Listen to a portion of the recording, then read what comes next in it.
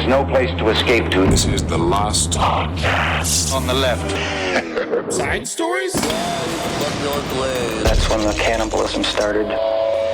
Side stories. Yes.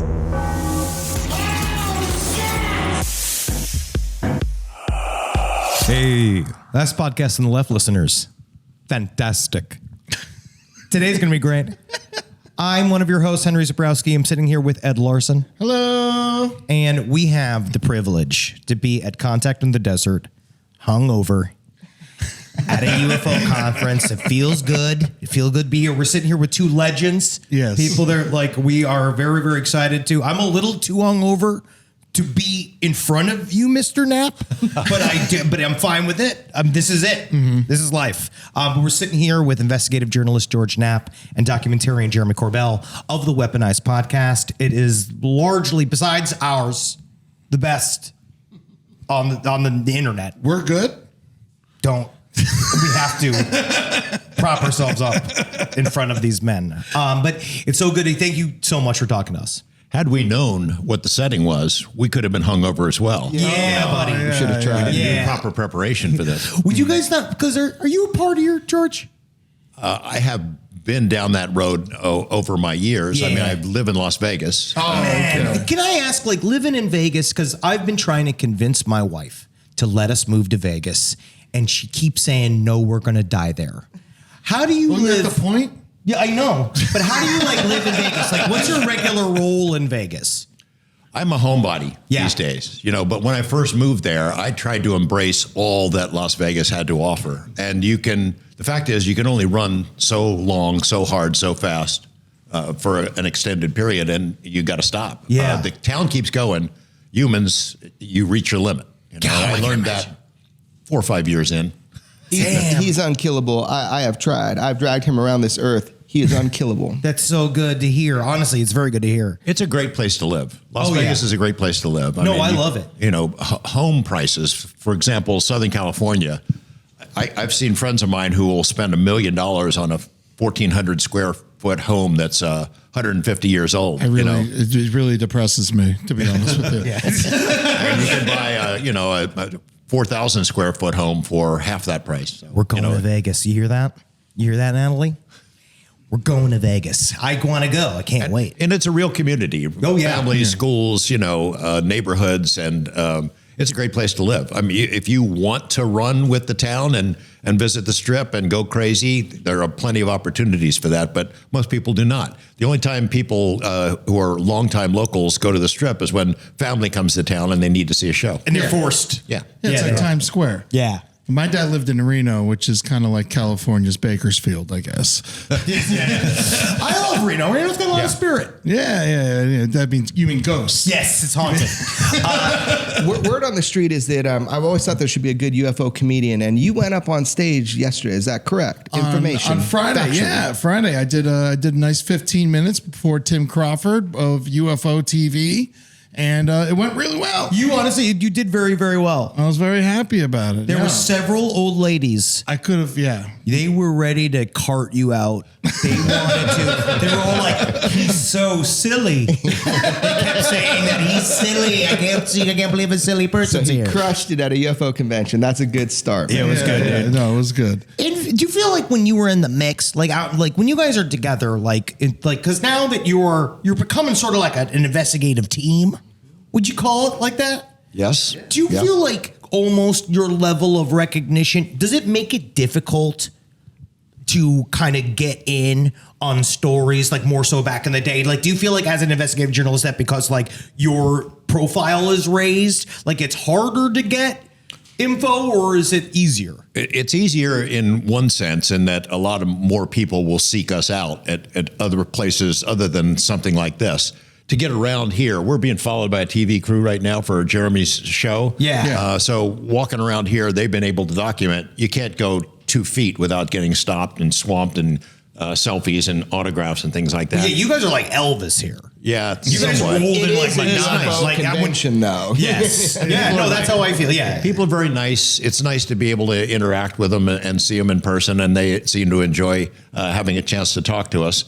But it is hard to get anything done somewhere like here. But in the larger sense, having a higher profile, people who have information that is verifiable and important, they seek us out, they know how to find us, and that it's paid off in a big way in the last couple of years. Yeah, that was honestly something I really wanted to ask you about, is like, you guys seem to get everything first, before anyone else. And, it's like, how, like, is it because of your reputation, or is it just because you have these contacts that we don't know about, or what? Combination, contacts. I mean, I've been at this a long time. Jeremy and I together have been at it a long time now. But mine dates back 35, 36 years. And I just happened to be in the right place at the right time. Lucky to be in Las Vegas. I had no idea when I moved there was a Nellis Air Force Base, the Nevada test site, let alone a place called Area 51. Mm-hmm. And just being in the right place at the right time to meet people like Robert Lazar, Bob Bigelow, John Alexander, Colin Kelleher.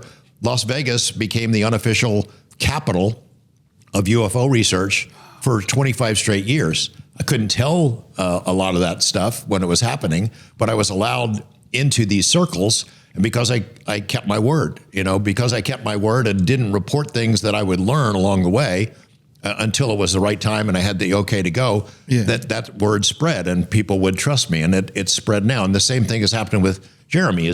He's a guy who could be trusted to keep his mouth shut and to live up to agreements and not burn sources is most important. What does the government think of you guys? Do you feel like you get extra? Do you feel like you get extra attention? Because I was saying this because I do wonder whether or not, like, you're just bad at taxes. That's why you got on it. Yeah. From government. Yeah, both overt and covert. I mean, George and I have great sources within every. It's funny, when I was just starting to kind of learn from you, you listed off all these agencies and acronyms, and I had no idea who they were. Just all these three. But we have such good collective now, independent and collective sources within agencies that we get a heads up sometimes when people are fucking with us from agencies. That has happened. Wow. And I've directly to their face called them out. And we're talking long game. Someone from NSA will make friends with me, give me a good piece of intel that's not too suspicious. Year and a half later, come to find out that person's real job. That is a real thing. There's a high level of interest in UFOs by the United States government. There is. This is not just fun and games. I mean, it's a fun UFO conference we're at, but it's the real deal shit. When you're breaking stories like George has been for 35 years on UFOs, and I have been for about 10 years with George, of course there's interest. We've had covert and overt approaches to us from agencies, which is kind of frightening to me, that George and I will be in a skiff giving a briefing, like a secure location for government, giving a briefing on the current state of UFO stuff that we know. It kind of makes me feel like, what the fuck, if we're the best resource for some of that? So the real deal, to your question, let's be serious for a second. Yeah, man, our government is very aware of the reality of the UFO presence on planet Earth. Whatever UFOs are, wherever they're from, that is not sci-fi. That is not a throwaway statement. That shit is real. Now, we're not feeling pressured. Like, we're journalists. We're never giving up sources. My mom said to me, you better fucking go to jail if ever someone asks you something like that. I mean, real deal. We protect sources, but we got great sources, both within government and others. Just to add to that, we know for sure, it's been publicly confirmed, that at least 2 Department of Justice investigations have been launched because of images that we made public. We are supposedly not the target, but it is hardly reassuring to be told you're not really the target. We're trying to figure out where this leak came from. And it might be more than 2, but 2 for sure that the Pentagon has confirmed, the Department of Justice is looking into this, what we made public. Which I get, though. Do you feel like they have to look from the outside in? Do you feel like it's because the secret keeping mechanisms are so complex that they don't even know who's got what from the inside? Is that why they go basically look to Absolutely. civilians? It's stovepiping. They stovepiped. So this program, OSAP, that we've reported on a lot, that we made public in 2018, it was within the DIA, and the number of people that knew is less than 3 hands, fingers, not less than 15. The top people at DIA knew, the people who were involved in the program knew, but the guy in the desks next to him on either side, they had no idea. And it wasn't until Senator Harry Reid tried to turn it into a special access program that the rest of the Pentagon and the intelligence community knew what they were up to. And as soon as they found out, it was all hands on deck, and they pulled out the knives to kill it. But yeah, there are stovepipes that keep this information restricted. Other intelligence agencies don't know. Other people in the same intelligence agency don't know. But the thing about pipes is they leak. Pipes get leaks. They do. It's true because it's also the stuff's too juicy. Yeah. Like on some point, like that was like my one of my main true contentions about like the concept of there being an overarching CIA based conspiracy to kill John F. Kennedy, where it's like at some point humans love attention. You mean to really tell me there's not going to be some guy in his deathbed who's going to give us the whole kit and caboodle? Like it's going to be, it's, I feel like it's like conversely, people take their security oaths very seriously. People are patriots. Even people that leak stuff, they're not trying to screw over the U.S. government. These are people that work in that position who really have access at that level. They are true patriots. They understand there's a real threat from foreign nations. Like even for us, the idea of foreign nation could hack whatever access we have to stuff we haven't vetted yet. Let's say we get dumped a bunch of military videos. The big threat, our agencies will say, the biggest concern they have, we're journalists. They know we're abiding by the law of journalism. But what if a foreign nation were to access things that we have access to because we're dopes with our computers or something like that? Yeah. And then before we can vet it, then they get a heads up, something we shouldn't put out or something. Yeah. So that's a real concern, is that other nations are truly fascinated with the current state of technology and how far we've progressed with alleged reverse engineering programs of non-human technology. Whoever does that, they fucking win. The second somebody can replicate some of these technologies we see, that is a world dominating power. Yeah. So I'd say that's a real sincere threat, is that other nations would try to fuck with journalists more than even the U.S. government. I would add, too, to your example of JFK, the number of people, if that was a murder approved by CIA, the number of people who knew about it is pretty small. Yeah. And the people who pulled it off, if they actually murdered the president, what do they think is going to happen to them if they tell somebody they murdered the president? The fact is, a lot of the information about what's hinky about the JFK investigation has come out. Yes. Same with UFOs. The broad strokes are out there. Yes. Leaks have happened. Witnesses have come forward. Documents have been produced. The public, if you take the time to research it, the evidence is there. But until there is an official confirmation, the president steps forward, or until they make some demonstration that's unequivocal, undeniable, people go about their normal lives and don't pay that much attention to it. There have been leaks. It is out there. If you pay attention, you can connect the dots, but most people don't do that. Especially listening to what David Grush was saying, and a lot of now, like the new thing now is like, I love the new term NHI, right? Because that's new. I love non-human intelligence. Yeah, I love that term. So they're kind of saying, let me see if this is true or not. Like that they're intimating that there are aliens in the government.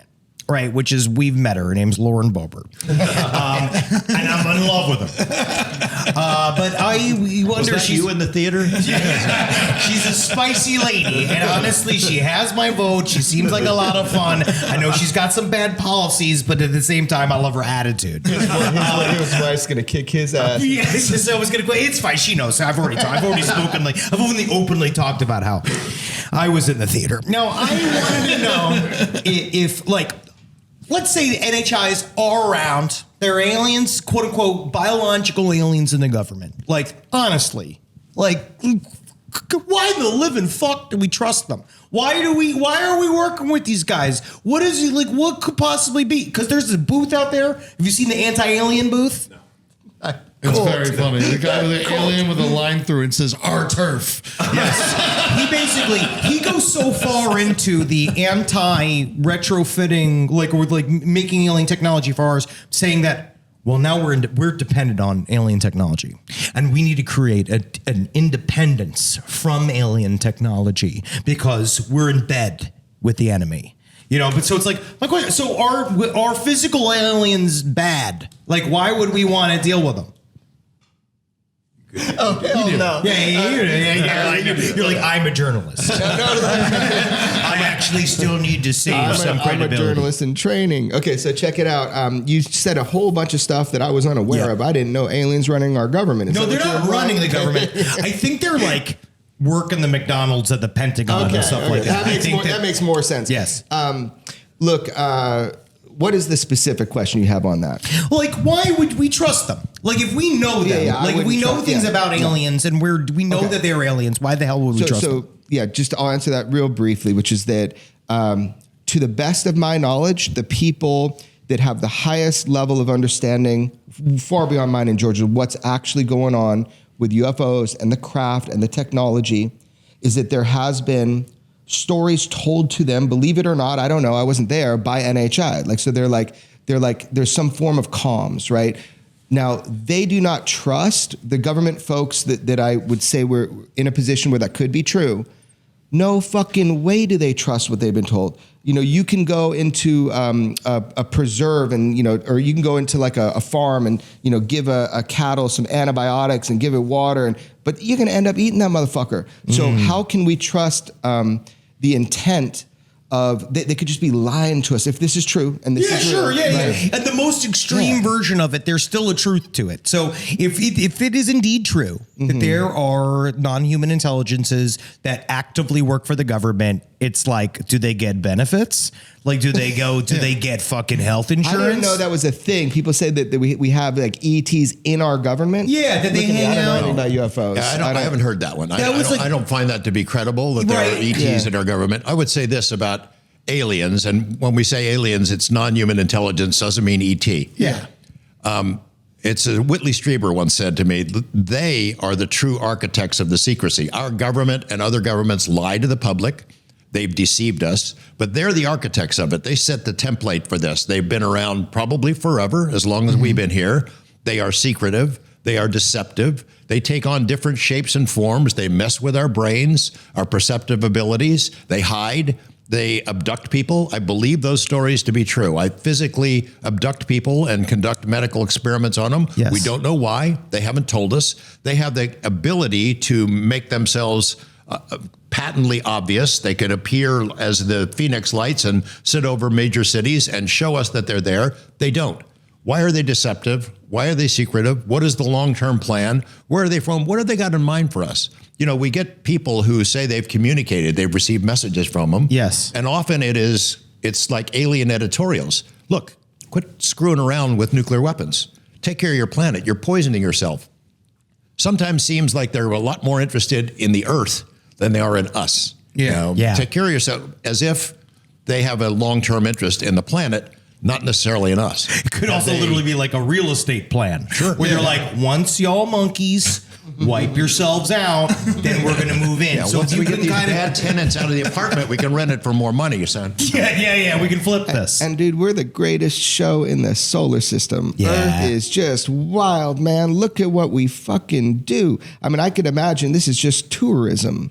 Oh, yeah, I like that concept. That's like one of those things that they talk about. I always like the far-flung, like the people talking about agendas, because like obviously we can't know. Like Richard Dolan just did a whole thing on alien agendas where I was like listening to him and he was kind of saying, but you are guessing, right? And a lot of this is the drawings of several of the women that we have seen here at the festival, right? Where they are normally a drawing of, and a lot of times they do end up looking like an ex-boyfriend or some ex-husband, like a long flowing blonde hair, but it's just interesting to see that like we can try to apply some kind of sense to something that literally couldn't make sense to us if we wanted it to. Now, when you were saying about if they abducted people here, don't you think that if we ever got advanced enough to go to another planet and we saw a non-human life form, we would abduct it just to run tests on it? We'd take soil samples. We'd bring home. I mean, what did they do when they got to the New World? The Europeans got here and took back all kinds of plants they didn't have in Europe and took slaves. And look at this. Look at this goofy species we've got here. Can you imagine if E.T., the little alien from the movie, what if it landed and instead of with the Henry Thomas and all these cute ass nice kids, what if it was like Dylan Klebold? Yeah, if it was Philly. With the kids from Columbine. Like what if it was a bunch of evil little kids just kicked it to death? Whole movie be over. Punch the gas, there's Earth, go! Yeah, you're like, we can't go back there, they killed my son. Yeah, I don't know. We're pretty cool. Human beings are pretty cool. I don't know, the fascination. There seems to be an observation program. I mean, look, all jokes aside, this UFO thing isn't new. It's been happening for a long time. We call it by different names, but these reports of craft of unknown origin that can all do all this amazing stuff, outpace our greatest warcraft today. It's been around forever, man. So whatever's operating this machinery, whatever intelligence, if they're drones, if it's AI, if it's cybernetic organisms that were made and printed in a 3D printer out of biological flesh, who fucking knows? Don't know. But I just know this is nothing new. And these reports have been repeated over decades and centuries, and it's one of the uncharted territories human beings have ever had to deal with. Terence McKenna, the father of ayahuasca, psychedelics, and a really interesting guy, a deep thinker, he thinks that we're interacting with an intelligence that masquerades as aliens over the centuries. It takes a lot of different forms. Are there really 150 different kinds of aliens? I mean, big tall ones and Aryans and reptilians and insectoids and little tiny grays and tall grays. And are there really that many different species, or do they assume a different form, or they make it look like it's a different form in our heads? Yeah. Yeah. I like the idea that maybe it's an overarching intelligence that takes different forms and messes with us. Well, I also love Terence McKenna's concept of the constant search for novelty, that the universe has a novelty like it's constantly making new, but that overcomplication will also is sort of like cancer. It's a never-ending growth of newness that makes things constantly like fractally more complicated, which is partially why. But it's like it's got something to do with how we think about ourselves. Yeah. I love Terence McKenna. Yeah. That's And mushrooms are great too. So. Hey, it does help. Yeah. Dennis McKenna, his brother, if you've never had him on the show, he's a really interesting guy. He and his brother, the Brotherhood of the Screaming Abyss was the book that they wrote together. Yeah. And he's carried on the work. He has an institute that awesome. Promotes the psychedelics and what you can learn from it, and believes that you can interact with alien intelligence through the use of these substances. Have you ever used ayahuasca?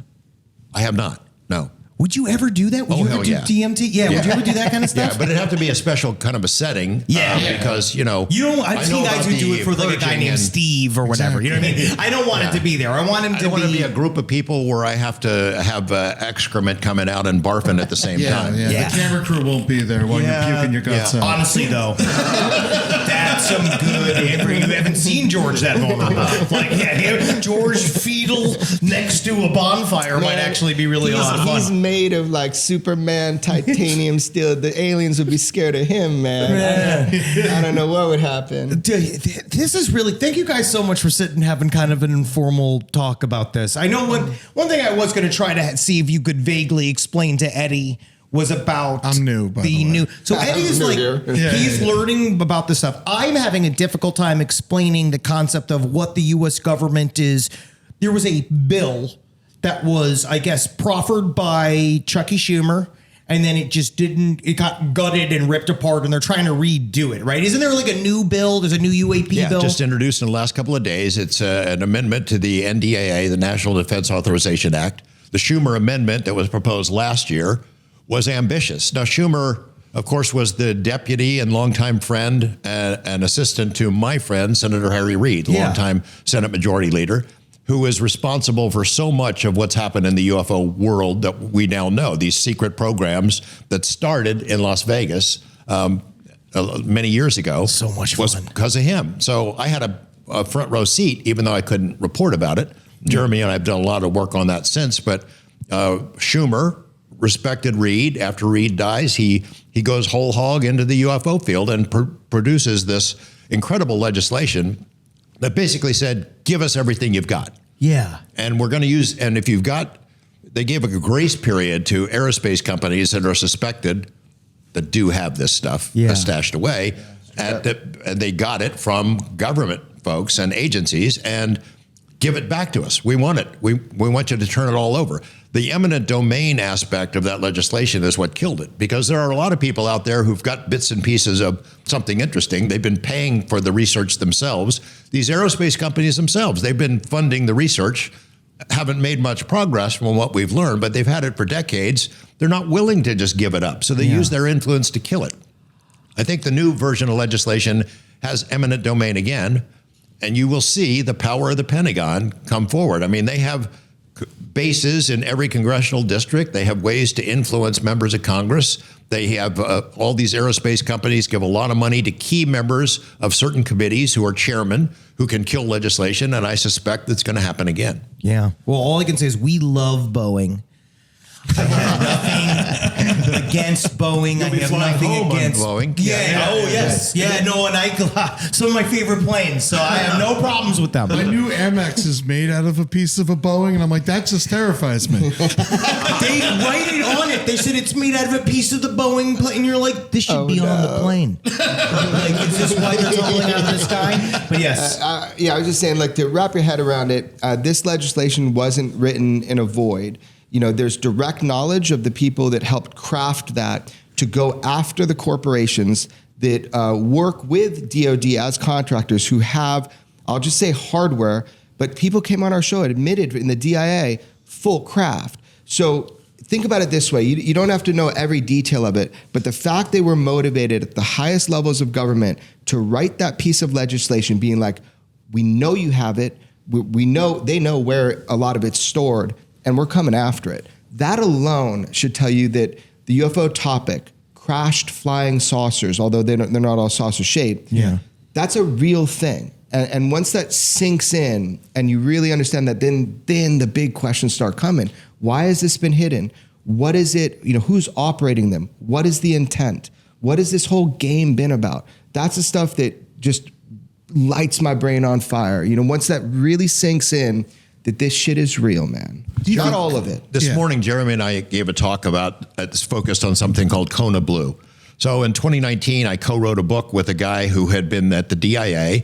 His name is Dr. James Lakatsky. He and his, the project manager, Dr. Colin Kelleher, had been part of this program, OSAP, that was based in Las Vegas, run by the DIA, the largest acknowledged government-funded UFO study ever.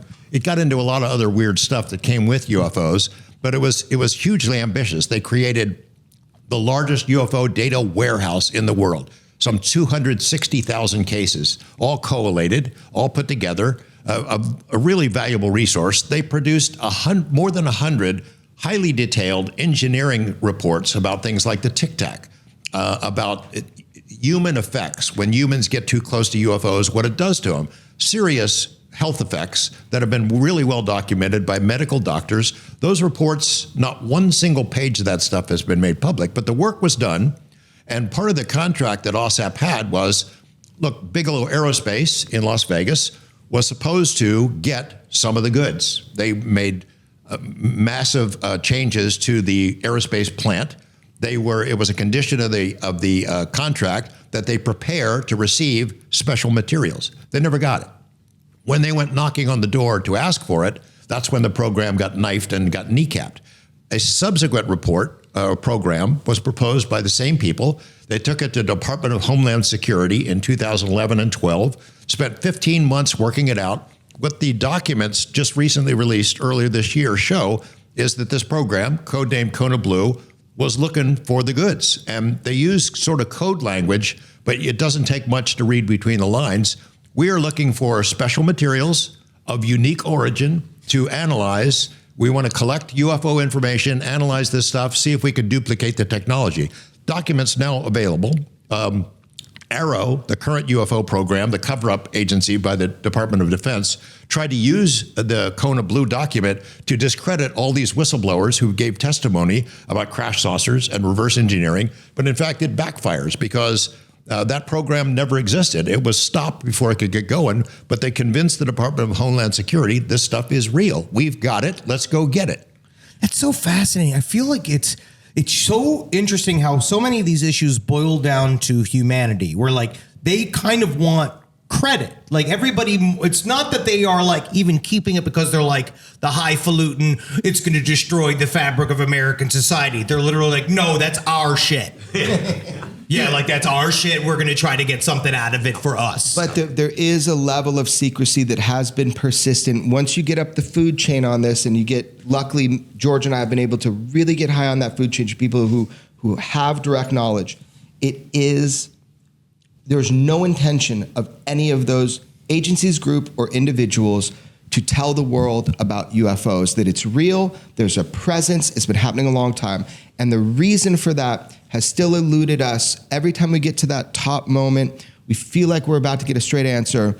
It's ominous. They're like, don't kick the lying dog is something that someone do. Like, it freaks me out because it is held so tight. Why, out of everything in this world, is this held so tight? And that I don't have an answer to yet. I don't. Yeah, because open discourse amongst everyone would only improve our knowledge.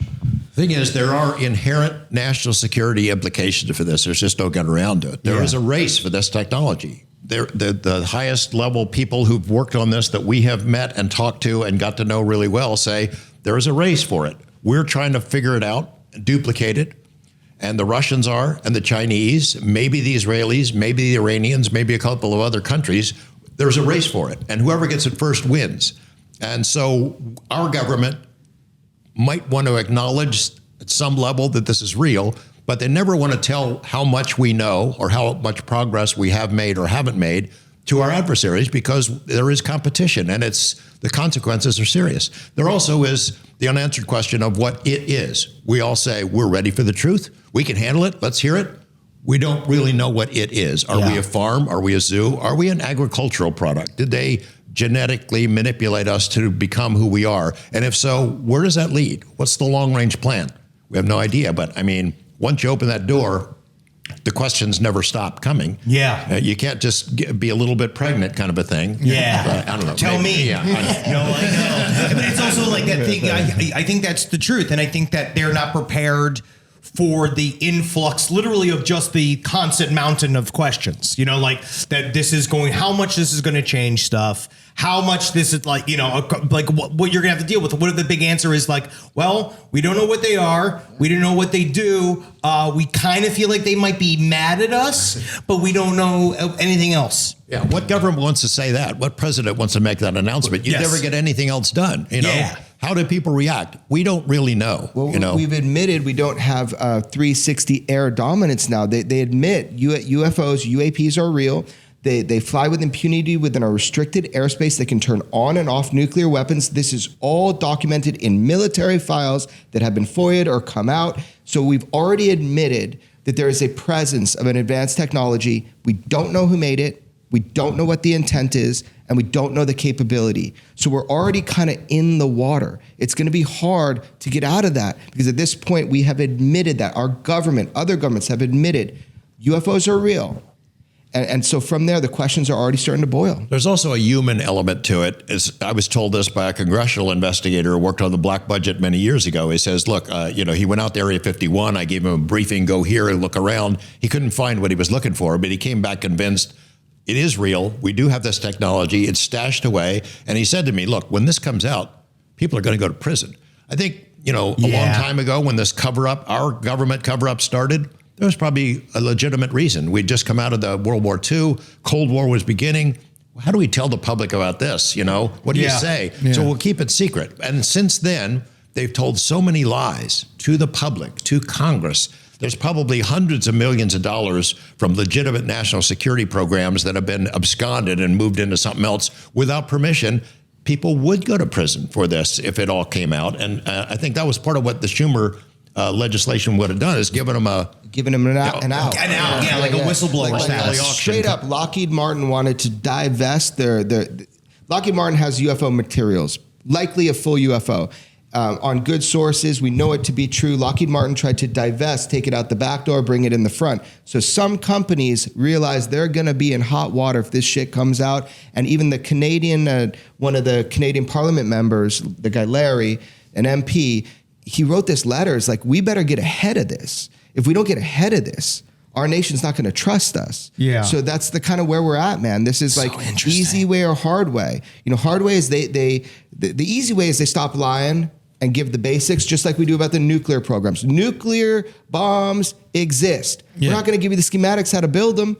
Same thing needs to happen with the UFO presence, the UFO reality. And if it doesn't, it's going to happen the hard way. And the hard way is going to be leaks and whistleblowers and shit that's uncontrolled. Oh yeah, there was catastrophic disclosure. Yeah, for that's that a term. Weird term. I don't know what that means. I Nothing's don't know. catastrophic. Just disclose it. It doesn't matter. Easy way or hard way. But they have really good recruiters in these intelligence agencies, because if you gave me even one of these secrets, I'd just be walking around like, do you know what I know? You don't know what I know. You know what I mean? Like, it's crazy to not just get off. I mean, because I know they do get off on it. I think that's where you you have to have somebody who gets off on keeping secrets and liking it. That is true, but also, so there is an element of that, like the Gollum ring, like people like, I know this and no one else does. The secret. We've ran into that. But there's also people who are true patriots and see the dangers outweigh. Here's the deal. As journalists, I just forget about patriotism. Like, I forget it's like a thing. I forget that like people really do get it's up going to every become day. Red Dawn with aliens, bro. Yeah. But I mean, as journalists, I'm following in his footsteps. It's like, there's a public need to know the fundamental truth. Nobody has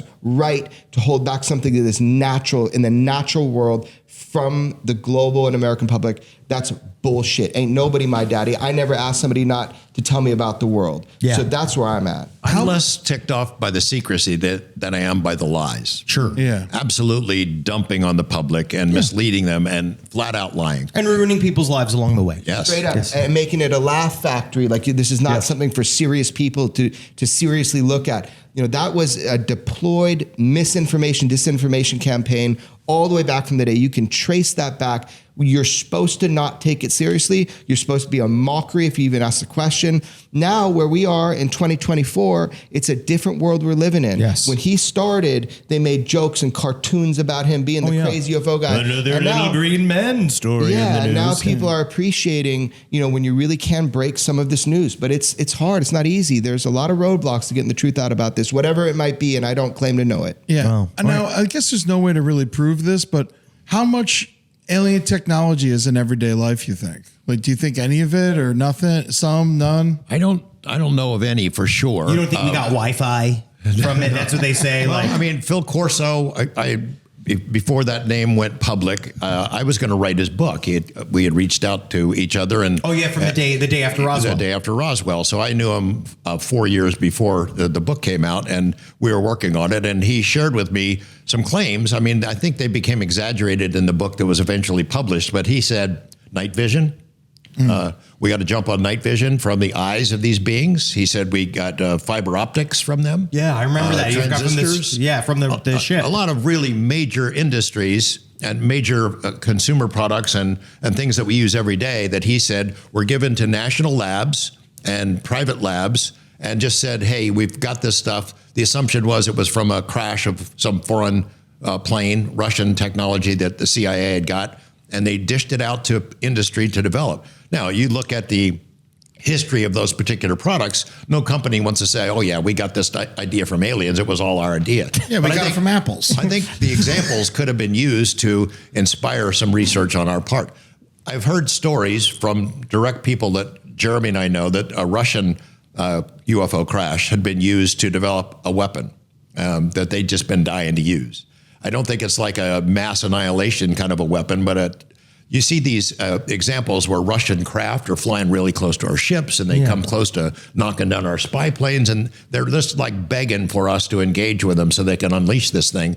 I don't know what that weapon is, but I'm told it's real, that they got it from somewhere else. All right. They're in the middle of a war right now. Wouldn't they be using it? You should be you'd think, using it. Yeah. I guess, when do you unleash that? Supposedly we have all this technology that's so far advanced and 25 years in the future, and it can fly to Mars. That's what Ben Rich is hinting, that it could go to the stars and take ET home. When the hell are we going to break that stuff out? Exactly. I feel like if China has the most exclusive drones in the world, they would definitely right now being a big, like saying, fuck you, Biden in the sky. You know what I mean? Like, and then zapping in the sky. Like, why would they hold back? Yeah. The truth is, even with the 2019 events off the West Coast, huge UFO event swarm, we don't know whose technology, those transmedium vehicles from pilots, some of the helicopter pilots, seeing them go in and out of the water. Like, we don't know to this day whose tech that is. I hear it's derivative technologies. We study this stuff. We try to get some derivative technologies through reverse engineering, but the throttle is the material science, to the best of my understanding, that we can't replicate atomic alignment. So we can't replicate, because that's how you make metamaterials that have special properties like graphene, right? Yeah. Look up graphene on the internet, right? So it's like perfect alignment of atoms creates metamaterials. It's we can get derivative technologies, but we can't replicate because of where we are with material science, like the full craft or the propulsion system. This goes all the way back to Bob Lazar. He says there's no way. There's no way we can physically make this at this time. One day we will be able to, but now, not now. So maybe we have some evolving to do before we can get there. All right. Yeah, hey guys, last podcast on the left. You guys are fucking legends. You are. Thank you. That's very nice of you to say. Thank you for having us on, man. You guys were wonderful. Thank you so much for talking to us. We didn't even get to our stupid game. That's fine. That's great. good. I'm glad we did. Do we have time? Do we have? All right, Do you mind? Are you guys I running love out of here? stupid games. As long as I get to have a beer and stand on my head, I'm game. Let's do No, this. it's very, baby. it's called Inside the Alien Studio. Oh, shit. What is your favorite word? Nordic. Magnificent. Actually, my favorite word is onomatopoeia, but I don't know how to spell it. That's a great word. That's a great word. It is a great word. What is your least favorite word? Sometimes fucking George Knapp. That's Unbelievable. Proper noun. I don't know. I don't Gurgle got is not good. I don't got a least favorite word, man. All words are good if used right. Go. What turns you on? Nordics. Yeah. I married one. Yeah. UFOs, man. I'm a freak. Hell yeah. What turns you off? My switch.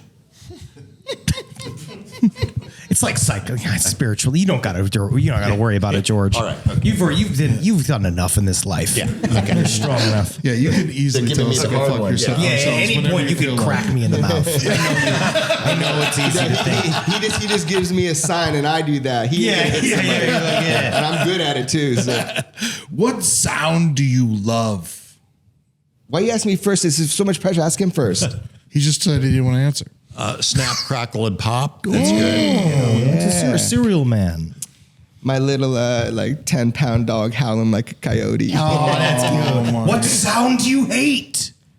I'm not doing the hate game, bro. You can ask him. I can't.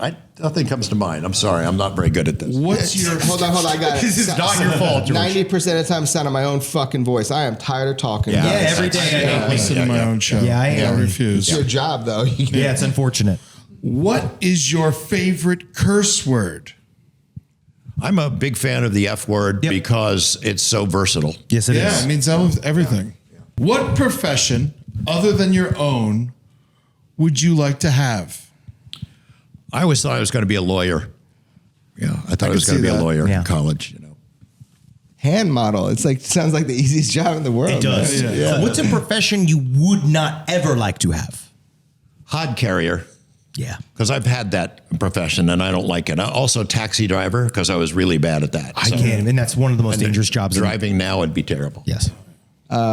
Plumber, because I'm always doing plumbing, man. Yeah, it Yeah. sucks. Plumber. It sucks. Wrist deep in poo-poo is no way to go Oh through my! life. Other people's Unless poop. you're getting That's paid like my good business, money. man. Is real estate. And oh my God, how many times I have to unclog toilets for other people? All right, so this is the only controversial one. Uh-oh. If heaven exists, what would you like God to say when you walk through the pearly gates? You can bring your dogs and cats with you. How many dogs and cats do you have?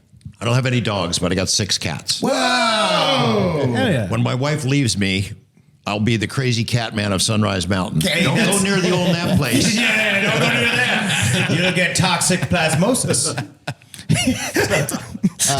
Good job, nice try. Do it again. Yeah, fuck Oh, that's cool. That's Yeah. great. Guys, thank you so much for doing this. It was so being nice to dumb with talk to us. both of you. And it It's ended up an being honor. way smarter than I thought it was going to be. Thank you for I know we bringing look that. dumb, but honestly, man. Thank you for bringing effort.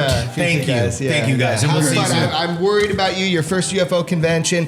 If you consent to probing, have a good time. Oh, yeah. But Oh, yeah. hopefully you get some interesting experiences. I learned Dr. more. Cullen probed me last week, so I'm fine. More than I need to know, but I learn more from people that come to these, than what George and I report on. So there's a lot to learn by engaging the people here. We have lots of fun, laughs, and jokes, but there's some really, really in tune people who really are passionate about this. So you're going to learn a lot from people that you meet at this thing. And also, been very 2 cool. striking young men like yourself, you could probably get lucky here. Hey, I saw a couple of widows that were really looking for a way out. they hadn't been hugged in a long time. Thanks, guys. I appreciate you. Thank you, guys. All right.